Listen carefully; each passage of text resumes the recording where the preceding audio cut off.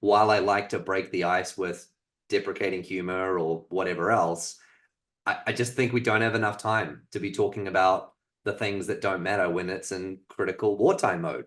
So I love that Randy has instituted the round of good to counterbalance that, but we're not here to make everyone feel good in every meeting. I don't know. The more I talk about this, the more it sounds like I'm like a total tool bag at work.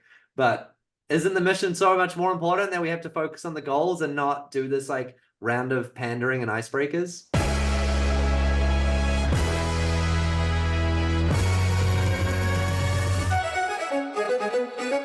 Welcome to the LeadrPulse Podcast, the podcast with actionable insights for leaders revolutionizing the world of work.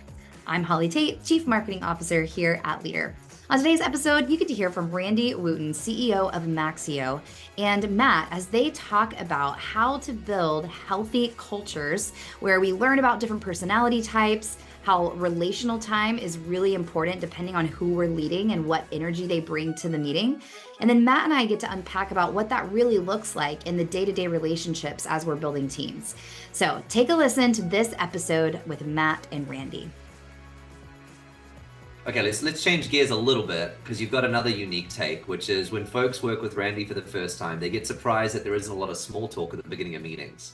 And I think a lot of leaders do this when they know that there's a hard conversation that's going to happen. They feel like they've got to warm the room up first with a bunch of, how's the weather and how'd your sports team do on the weekend? And blah, blah, blah, blah. So you can do that. So talk to us about why and talk to us about what you do.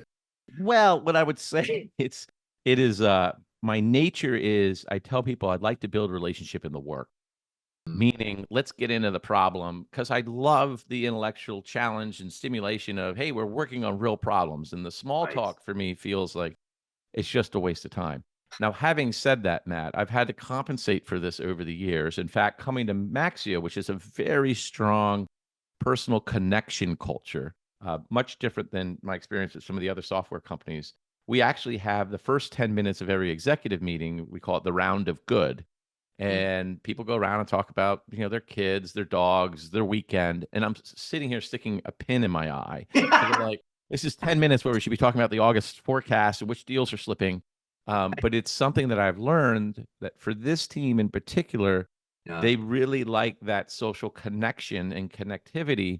And actually, I like it too. I mean, I don't want to disparage it. It's valuable, and if you really do believe that software is a people business and the people is tied to building relationships, it helps remove it from being a transaction. Especially in this hybrid environment, you don't have time to just catch up, at the water cooler or go grab a Coke or grab lunch. So how do you create space for the heart to heart versus the head to head? And I tend to always be. My default is I'm going to be head-to-head in terms of how I build connections. I do like that idea though, of that you build the relationships through the work. It makes total sense to me. I've learned this, that I've built really great friendships from people from work, but I haven't always done the best when I brought friends from outside work and started working with a friend. And I've found the former to be a lot easier. When you start working with a friend, all these idiosyncrasies come out that you never really had in a friendship before. But the beauty of building a relationship through work, I'm sure you'd agree, it's like all the debate and the fiery discussions and all of that, like that's when the magic happens. Well, Matt, I think you and I probably have similar personalities. So yes, that works for us. But the challenge is there's a broad spectrum of people. And if you're familiar with like the Insights profile, they're people that solve for relationships first, not the get stuff done. And so I think this is part of the opportunity is how do you create an environment that speaks to all the different energies and allows people to show up. So I'll give you an example. I've worked with people that are extremely introverted.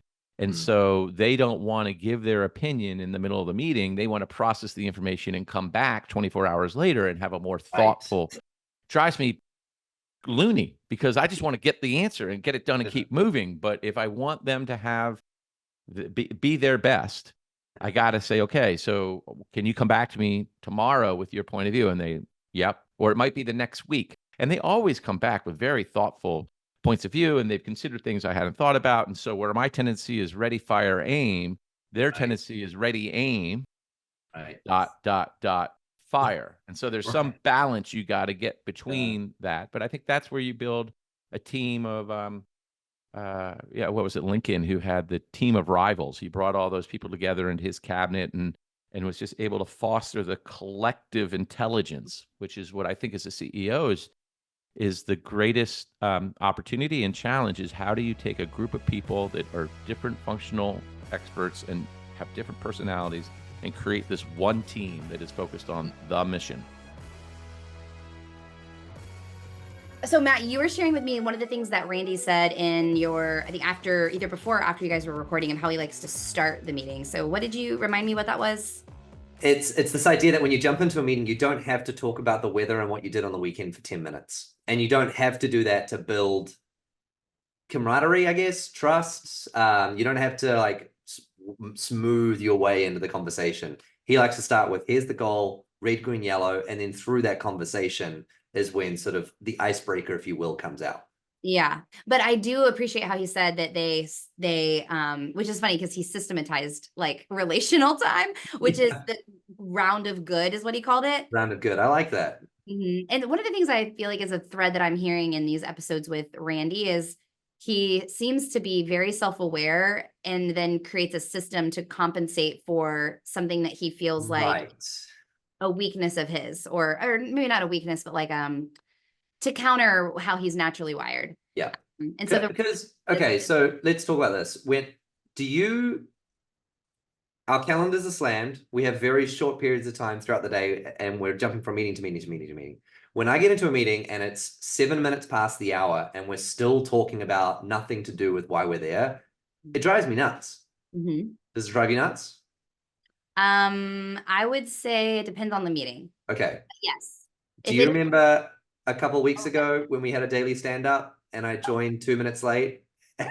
Do you want to tell the story? Yeah, this is actually a great story because, okay, so this was more like 2 months ago. I love how you said a couple weeks ago. It was like 2 months ago. Time is a construct. So it was probably like a week before the end of our quarter, I think. Yeah. And so this was a daily stand-up with the sales team. And so obviously really important because we have goals that we want to hit. And you were running a little bit late and you come on and I was the one that was sharing a stupid story. I don't even remember. I was probably trying to make some lame joke that didn't make sense because that's usually what I do. And then you got in and it was like 5 minutes past the hour.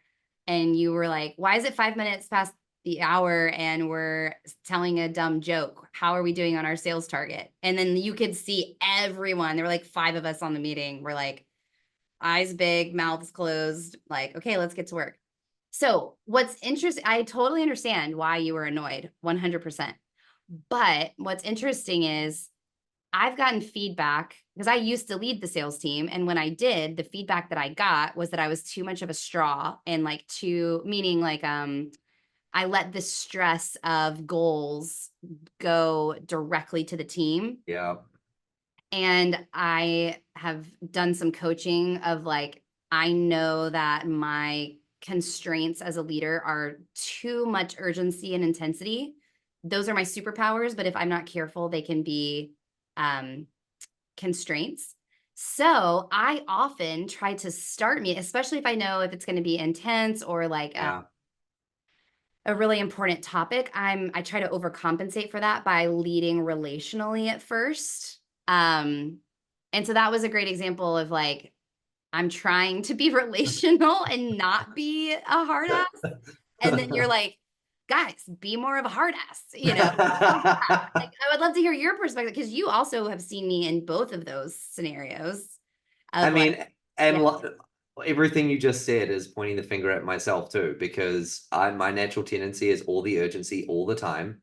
And while I like to break the ice with deprecating humor or whatever else, I just think we don't have enough time to be talking about the things that don't matter when it's in critical wartime mode. So I love that Randy has instituted the round of good to counterbalance that, but we're not here to make everyone feel good in every meeting. I don't know. The more I talk about this, the more it sounds like I'm like a total tool bag at work. But isn't the mission so much more important that we have to focus on the goals and not do this like round of pandering and icebreakers? But what he said at the end was, how do you create an environment for all energies? And what I appreciate is, because a lot of times you can hear that and be like, kind of like what you're doing, where you're like, yeah, lovey-dovey, let's get to the work. But the problem is if You're we right. don't create an environment where people who lead relationally first, then we're not going to get the best work out of them. So then we ultimately hurt our performance as a team. Yeah. And we will not achieve the goals if we don't create an environment where both relationally, I think the way he said it was, there are people on our team who solve for relationships first. I've never heard it said like that. Right. But that was really good. And so it was like, yeah, how do we create an environment where people who solve for relationships first and people who solve for problems first can both do their best work? And that's when we'll achieve our goals as a company. And let's be honest, you can only have so many Matt and Hollies and Randys in a team. Yeah. Yeah.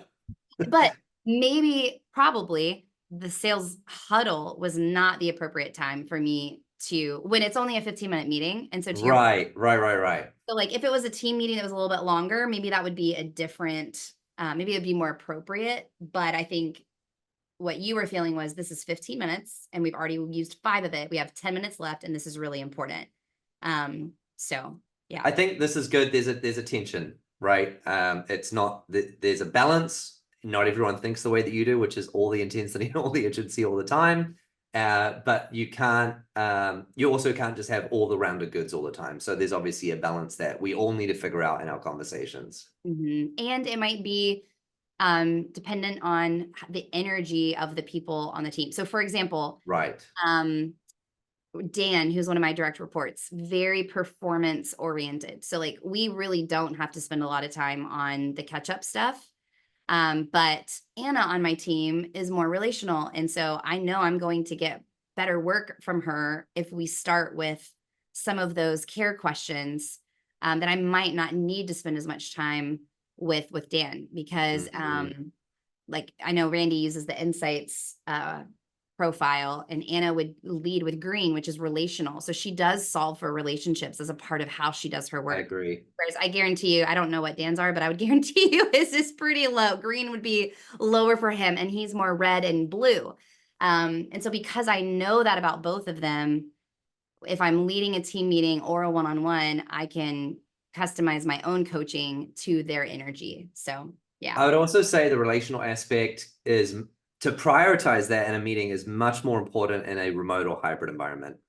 Yes. And I really liked that Randy called that out, because they're in a fully remote, I believe. I think Maxio is fully remote environment. And that's so true.